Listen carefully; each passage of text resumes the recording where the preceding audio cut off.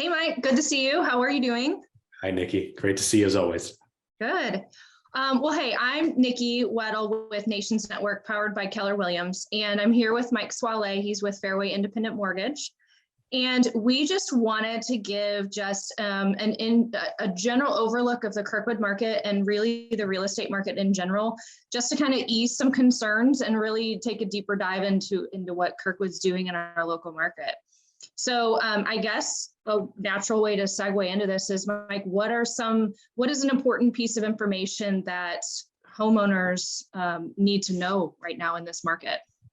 Yeah, thank you, Nikki. So, Nikki and I are both Kirkwood homeowners ourselves. And so a couple things that stick out to me as I listen to people in the community talk and as I, watch the news and see the headlines myself is that there's a lot of negativity in the media about the future of the housing market. And this word housing bubble is being thrown out there a lot. And as, our community here goes out and goes to events and talks to their neighbors and goes to dinner parties and has conversations about the Kirkwood market, I really just want people to understand a couple things. Number one, there is no housing bubble nationally. The media is sort of always predicting this, and we'll take a look at that here in a second. But number two is, even if there was, Kirkwood would not be participating because Kirkwood is an outlier. And Nikki, help us illustrate that. What are the current market statistics for Kirkwood right now? Yeah, so I'm obviously rounding here, but there's about 30,000 people that live in Kirkwood, and that equates to about 11,000 homes, 11,000 residences. Currently, there's only 18 active listings on the market in Kirkwood, in just the city proper of Kirkwood, and 11 of those are new construction. So we really have 7 that are traditional homes, or traditional inventory that's ready to move in now. Some of those are tear down options, because as we know in Kirkwood, the new construction market's pretty prevalent here, but there's not a lot of inventory on the market.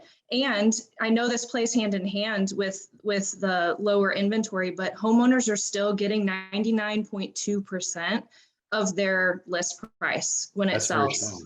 It's very strong. I mean, it's down from 102%, 100%. We've been seeing those numbers in Kirkwood since the summer. So it's still a very strong seller's market. We had 9 closings in November. There's not a lot of movement, not a lot of options for the buyers moving in, which is great for the sellers, but it is still also a great time to buy. And I know you have some points here you're going to bring up about why it's still a good time to buy a home in general, because I know that's a concern. If you don't mind, I'd like to just share this one slide that I got from Barry Habib and MBS Highway.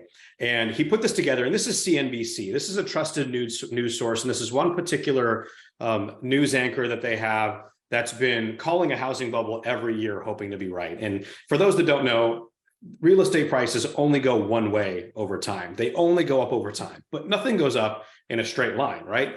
Things go up like this. And so every once in a while, you'll have a dip on the way up. There's only been really one time that we've ever seen a housing market crash, and that was after the housing mortgage crisis of 2008, right? So the media is sort of always predicting a housing bubble because that's what gets people's attention. And we want to, again, remind the homeowners in our sphere of influence here in Kirkwood that they do not have to worry about a housing bubble, especially here in Kirkwood. This just quickly takes you through some of the headlines over the years, literally one per year, where they're predicting a housing bubble and the corresponding appreciation nationally. And keep in mind, Kirkwood has outpaced the national average of that year. So from 2015 through 2021, and how much you would have missed out on by listening to that advice if you thought there was a housing bubble. And we all know people that fell victim to this and said, I'm not going to buy because I'm hearing there's a housing bubble. So this is nothing new.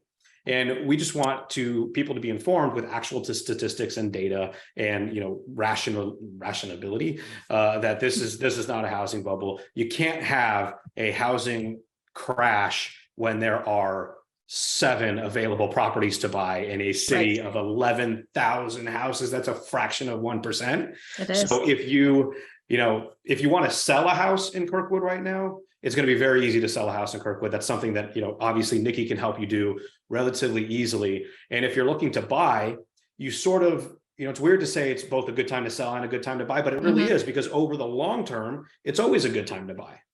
really the only question is it a good time to sell or not? Because long-term, it's usually a good time to buy because you have demographic information that we have access to that tells you there's going to be years and years to come of appreciation, especially in a market like Kirkwood. Mm-hmm.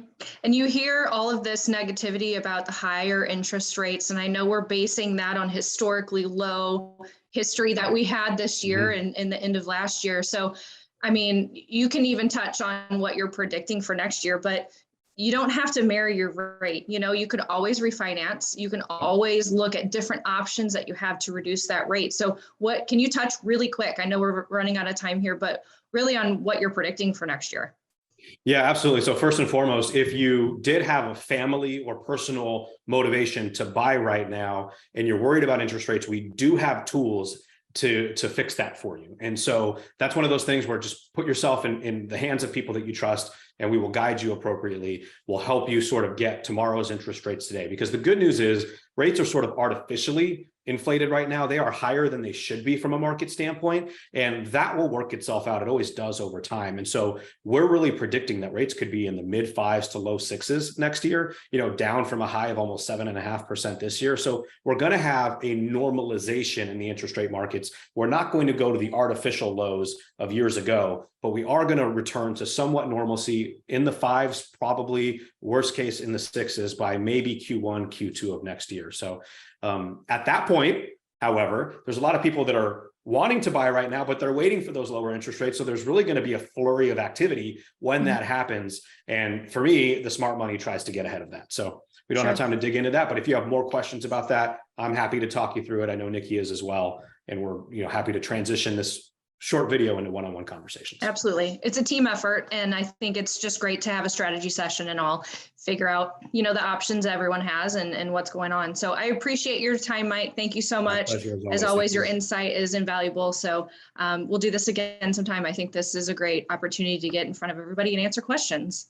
And just deliver a message of hope, right? Absolutely. All right. Thank you, Wonderful. Nikki. Thank you.